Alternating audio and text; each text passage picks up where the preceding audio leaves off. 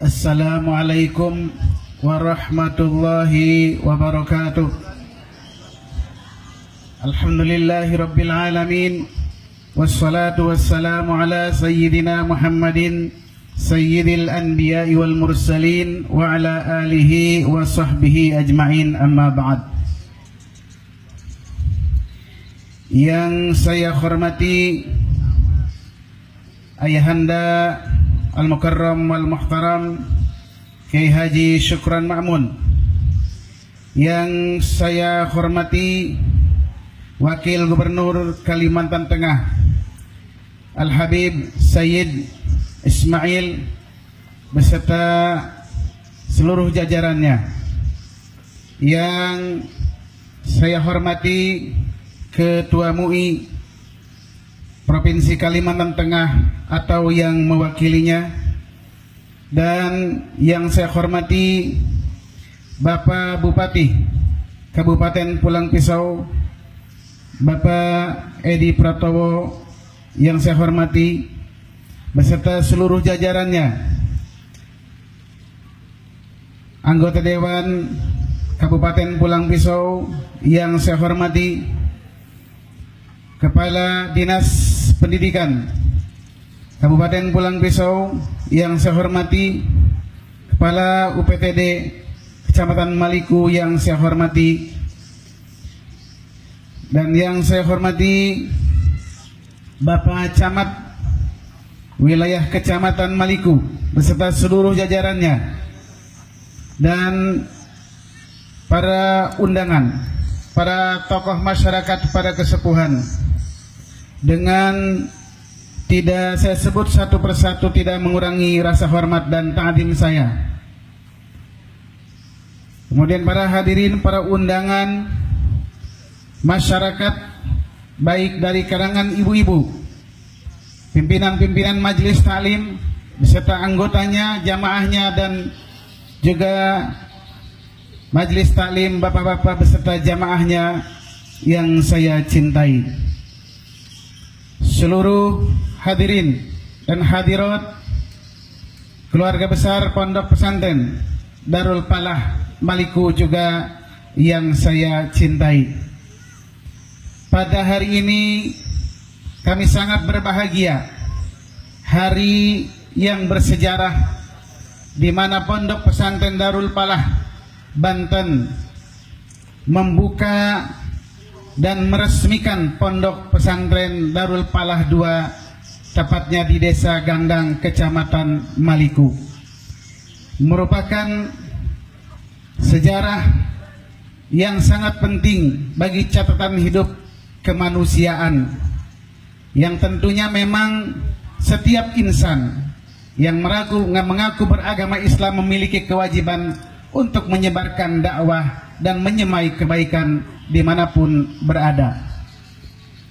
Oleh karena itu, kami hanya segerintil orang, barangkali orang yang kecil, yang memiliki rasa tanggung jawab terhadap kelangsungan ajaran dan junjungan baginda Nabi besar Muhammad sallallahu alaihi wasallam untuk menyebarkan dakwah, tentunya lewat pendidikan yang kami mampu.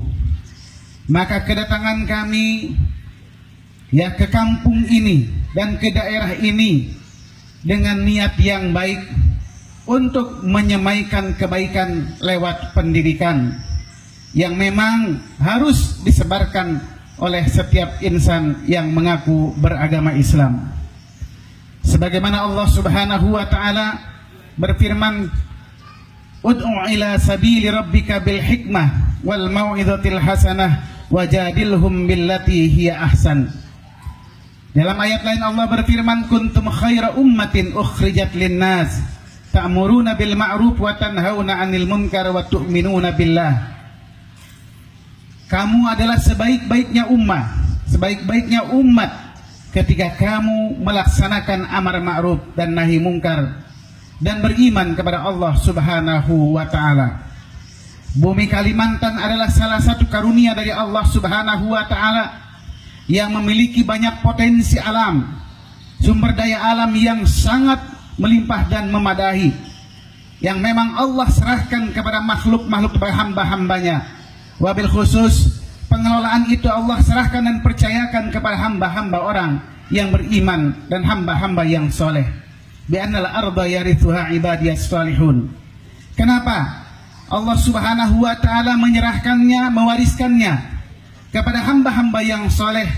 Hanya hamba-hamba yang soleh yang taat pada aturan-aturan Allah yang bisa menjaga keseimbangan dalam hidup ini. Tidak hanya hidup dunia semata, akan tetapi hidup juga akhirat. Karena kita diajarkan dalam agama kita bahwa setelah kehidupan ini ada kehidupan yang hakiki dan abadi, yaitu kehidupan akhirat yang memang muaranya adalah di akhirat, yang memang di dunia adalah ikhtiar dan sababiyah yang harus dilaksanakan oleh setiap hamba-hamba. Oleh karena itu, dunia ini adalah merupakan mazra'atul akhirat, tempat cocok dan berladang di dunia ini, dan di akhirat akan mengetamnya. Apa yang ditanam di dunia, kalau itu kebaikan, akan mengetam kebaikan di akhirat. Apa yang ditanam di dunia, kalau itu berbentuk keburukan, tentu akan mengetam keburukan di akhirat. Wal'iyadzubillah. Oleh karena itu, kami hanya sekelompok kecil hamba-hamba yang terus ingin memiliki berbagai kebaikan-kebaikan yang memang kami menginginkan di akhirat kami selamat, sebagaimana doa kami, Rabbana atina fid dunya hasanah wa fil akhirati hasanah wa qina adzabannar. Ya Allah, berikanlah kebaikan di dunia dan kebaikan di akhirat, dan jagalah kami dari sentuhan api neraka. Inilah yang diajarkan oleh Allah kepada kita selaku hambanya. Tidak ada pilihan lain bagi orang yang beriman, adalah betul-betul harus mempersiapkan kehidupan setelah kehidupan di dunia yang kekal dan abadi. Ingatlah bahwa akhirat adalah harus menjadi prioritas. Walal akhiratu khairul laka minal ula. Bahwa akhirat adalah lebih baik daripada dunia. Oleh karena itu kami sadar itu, karena ini perintah Allah, karena ini ajaran yang diajarkan oleh Allah kepada kita. Kami berusaha semaksimal mungkin bagaimana agar kami kembali kepada Allah dengan baik dan mendapat balasan yang baik. Bahkan kita menginginkan adalah mendapatkan surganya Allah Subhanahu wa ta'ala. Itulah ajaran dan akidah yang harus kita yakini sebagai seorang muslim. Bapak dan ibu sekalian, para masyarakat yang saya cintai, tentunya kehadiran kami di kampung ini untuk berkiprah di dunia pendidikan dan dakwah tentunya tidak akan bisa berjalan dengan baik tanpa adanya dukungan dari tokoh masyarakat setempat, dari masyarakat setempat saling bahu-membahu bekerja sama untuk membina masyarakat dalam kebaikan. Maka Bapak dan Ibu sekalian, tentunya kehadiran kami jangan dikhawatirkan, bahwa kehadiran kami adalah orang-orang pendidikan, karena orang-orang insya Allah orang-orang baik yang berkiprah di bidang dakwah, berkiprah di bidang pendidikan, berkiprah berbidang dalam bidang pembelajaran. Itulah yang kami kerjakan para hadirin sekalian. Maka beruntunglah barangkali masyarakat yang menyadari, menerima kehadiran pesantren, yang pesantren ini adalah dalam catatan sejarah Indonesia merupakan pendidikan yang tertua di Indonesia, berada sebelum Indonesia merdeka. Bahkan pesantren ini dalam sejarah termasuk yang ikut membidani lahirnya Republik Indonesia. Dulu belum ada pendidikan SMP, SMA dan seterusnya. Yang ada pada zaman Belanda hanya SR, sekolah rakyat. Lebih tinggi dari sekolah rakyat ada itu hanya orang-orang yang mungkin orang-orang yang berkelas pejabat yang bisa menikmatinya. Sebelum merdeka, kita dan orang tua kita, nenek moyang kita hidup dalam tekanan, baik di sisi politiknya, sisi ekonominya, di sisi pendidikannya belum bisa berkembang pada waktu itu. Ulama yang konsisten dengan pembelajaran yang diajarkan kepada santri-santrinya, walaupun sambil bergerilya, yang dipantau diawasi oleh penjajah-penjajah pada waktu itu, pengajian dibatasi pada waktu itu, tidak boleh adalah perjuangan-perjuangan ataupun nada-nada ajaran-ajaran yang mengajak jihad dan sebagainya, semua di bawah pengawasan dan pantauan orang-orang penjajah, baik penjajah Belanda maupun penjajah Jepang pada waktu itu. Sehingga tidak ada kebebasan, rakyat hidup di bawah tekanan dengan ekonomi yang sangat mencekik leher bangsa kita. Tidak sedikit rakyat Indonesia yang mati kelaparan, di mana penjajah bergelimang dengan hasil pertanian rakyat Republik Indonesia, dengan penghasilan sumber daya alam Indonesia, bahkan sebagian diangkut besar-besaran ke negara mereka. Maka ulama dengan para santrinya, mereka berjuang tanpa henti-henti. Di malam hari mereka berdoa kepada Allah, di malam hari mereka berwirid, di siang hari mereka berjuang menghadapi penjajah Belanda. Tidak pernah gentar, tidak pernah takut. Tidak sedikit nenek moyang kita yang kehilangan nyawanya, pertumpahan darah yang luar biasa, memakan korban, menjadikan istri-istri menjadi janda, anak-anak menjadi yatim. Itulah perjuangan mereka sangat berat, itu pun bertahun-tahun lamanya. Dengan kegigihan para tokoh dan ulama pada waktu itu, saling bahu-membahu dengan masyarakat yang ada, berjuang tanpa kenal lelah dan letih. Akhirnya karena doanya juga, bertawajuh kepada Allah, bermunajat kepada Allah yang terus-menerus dilakukan sebagai bukti tawakal kepada Allah, pasrah kepada Allah, akhirnya membuahkan hasil kemerdekaan Republik Indonesia yang kita nikmati saat ini. Yang dulu tidak bebas, tidak merdeka, sekarang menjadi merdeka. Maka pengalaman pahit orang tua kita, nenek moyang kita yang telah dijajah 3 abad lebih, 3 abad setengah lebih lamanya, yang sangat memilukan, luar biasa, jangan sampai terulang. Datang kembali penjajahan-penjajahan bentuk baru, penjajahan-penjajahan tipe baru di abad modern ini. Inilah mungkin yang dijadikan pelajaran bagi kita, jangan sampai terulang. Maka peran pendidikan dalam ini adalah salah satu merupakan program negara dan kewajiban negara dalam undang-undang, kewajiban pemerintah tentunya bagaimana mencerdaskan bangsa. Yang pemerintah tentunya tidak mampu semuanya, tapi masyarakat ikut berkiprah membantu bagaimana usaha dan upaya mencerdaskan bangsa ini. Pesantren, saya lihat dalam daftar Google sekarang ini jumlahnya 3,65 yang ada seluruh Indonesia.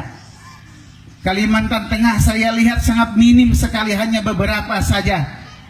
Padahal luar biasa Kalimantan juga dikenal adalah di negara-negara lain, termasuk di Saudi Arabia, banyak tokoh-tokoh yang dari Kalimantan yang sukses dan berhasil di kancah internasional. Banyak pemenang-pemenang MTQ nasional maupun internasional yang tingkat internasional dari Kalimantan asalnya. Banyak juga hafid-hafid yang dari Kalimantan yang memenangkan rekor tingkat internasional. Artinya bahwa kita harus mempertahankan reputasi yang baik ini di mata dunia.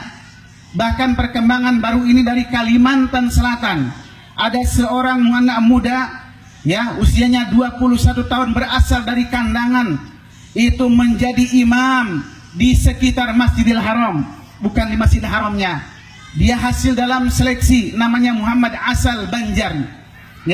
Itu luar biasa, sangat menakjubkan. Dan banyak ulama-ulama lain yang studi di tanah suci Makkah maupun di Madinah yang mereka sukses dan berhasil. Mereka menjadi ulama-ulama besar dari Banten, di samping dari daerah-daerah lain.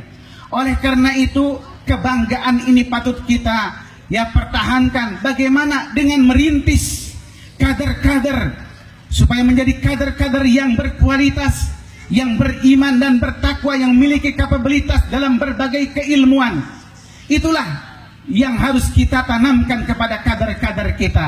Kenapa? Kalau di abad kemajuan zaman ini, kemajuan ilmu pengetahuan dan teknologi ini, kita tidak membangun benteng yang kokoh dan kuat bagi masyarakat kita, kita akan luntur dan lentur. Sendi-sendi keagamaan kita akan semakin lebur, semakin luntur. Bahkan mungkin yang ada nanti kehidupan tengah kehidupan kita yang dikenal adalah sangat agamis. Mungkin kehidupan barat yang bebas dari nilai dan aturan itu deras datang kepada kita. Para hadirin sekalian yang berbahagia, Rasulullah Sallallahu Alaihi Wasallam bersabda dalam sebuah hadisnya diriwayatkan oleh Imam An-Nasai. Kata Rasulullah Sallallahu Alaihi Wasallam, Inna akhwafa ma akhafu alaikum ma yukhrijullahu min barakatil ardi wa zahratid dunya.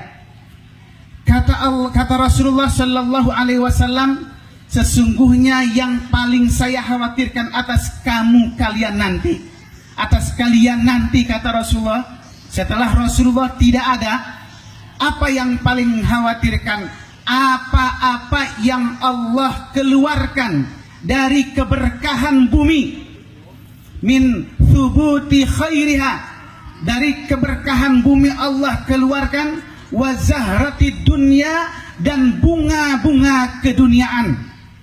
Sekarang ini di akhir zaman luar biasa. Dengan kemajuan ilmu pengetahuan dan teknologi, luar biasa ilmu pengetahuan dan teknologi bisa mengeksploitasi alam ini dan sumber daya alam yang ada terutama di Kalimantan. Kalimantan memiliki sumber daya alam yang luar biasa. Tambang emas, tambang batu bara, tambang perak, nikel, bahkan juga berlian itu ada di Kalimantan. Kalau sumber dayanya tidak memadai, sumber daya manusianya tidak memadai, maka kekayaan alam yang ada ini mungkin tidak akan bisa banyak manfaat bagi penduduk pribumi. Mungkin akan dieksploitasi oleh bangsa-bangsa lain. Kenapa? Karena kurangnya SDM. Maka kehadiran pendidikan di wilayah kita harus mendapat sambutan yang baik, yang hangat untuk meningkatkan sumber daya manusia agar kita tidak dibodohi oleh bangsa-bangsa lain yang telah merampok kekayaan alam Indonesia. Sumber daya alam seperti emas dieksploitasi oleh bangsa lain dengan besar-besaran. Kemudian tambang juga yang banyak nikmati adalah bangsa-bangsa lain, di mana rakyat pribumi masih hidup di bawah garis kemiskinan. Itu sudah Rasulullah ingatkan 14 abad yang lalu. Keberkahan bumi akan dikeluarkan, kebaikan bumi akan dikeluarkan semuanya, sehingga bisa menyihir pandangan manusia, menyulap pandangan manusia. Kalau salah-salah tidak dibarengi dengan keimanan, ketakwaan kepada Allah Subhanahu wa taala, manusia hanya hubbud dunya tapi wa karahiyatul akhirah, tapi benci terhadap akhirat. Makanya ada pendidikan ini, khususnya pendidikan agama, untuk menjaga keseimbangan ini. Kenapa? Karena kalau alam ini tidak seimbang, sudah lebih banyak orang yang maksiat kepada Allah. Nanti apa yang terjadi? Murka Allah akan turun. Malapetaka silih berganti turun. Yang tertimpa adalah semua masyarakat. Wattaqu fitnatan la tusibanna alladziina minkum khassah. Ya, takutlah kamu kepada suatu musibah yang tidak menimpa kepada orang-orang yang maksiat saja, tapi orang-orang yang baik pun yang tidak maksiat, yang ada di sekitar orang-orang yang tidak beriman dan tidak bertakwa kepada Allah. Ketika timpa musibah, yang baik pun akan terkena dampak musibah tadi. Para hadirin yang berbahagia, tentunya banyak yang ingin saya sampaikan mengingat waktunya yang sempit. Para hadirin sekalian, mungkin lain kesempatan bisa saya sampaikan. Saya sangat berterima kasih kepada seluruh tokoh masyarakat yang telah memberikan kontribusi kepada kami dalam pembangunan pondok ini. Bapak Haji Husaini Bapak Haji Nabhan, Bapak Camat Maliko telah banyak membantu dan berikan kontribusi kepada pembangunan pondok ini, diikuti oleh yang lainnya termasuk yang memasok material-material kepada kami. Alhamdulillah kami mendapat bantuan dari mereka itu karena tahu ini adalah pesantren, ini tahu adalah lembaga pendidikan agama yang akan memberikan manfaat kepada masyarakat insya Allah, sehingga mereka begitu respect terhadap kehadiran pondok pesantren Darul Falah. Tentunya apabila ada kekurangan, barangkali saya atas nama pimpinan pondok mohon dibukakan pintu maaf. Apabila barangkali ada anak-anak kami, santri kami, barangkali tingkah lakunya namanya anak-anak, mungkin tingkah polanya kurang berkenan di mata masyarakat, kami sekali lagi mohon dibukakan pintu maaf yang sebesar-besarnya. Sekali lagi saya ucapkan terima kasih kepada seluruh tokoh yang memberikan dukungan, seluruh masyarakat yang memberikan dukungan terhadap wujudnya pesantren di Kampung Maliko ini ataupun Desa Gandang Kampung Maliko ini. Mudah-mudahan juga Allah meridhoi langkah kita dan meridhoi pesantren kita sehingga berjalan pada tracknya dan memberikan manfaat kepada segenap masyarakat. Khairun nas anfa'uhum linnas, sebaik-baiknya manusia orang yang paling banyak memberikan manfaat kepada banyak orang yang lain. Itu saja barangkali. Sekali lagi terima kasih atas perhatiannya, mohon maaf atas segala kekurangannya. Setelah ini masih ada sambutan dari atas nama wakil masyarakat Maliko atau Pulang Pisau yang akan disampaikan oleh Bapak Bupati. Kemudian setelah itu ada tausiah agama, tolong sampai akhir, yang disampaikan oleh guru kita Profesor Haji Syukron Makmun.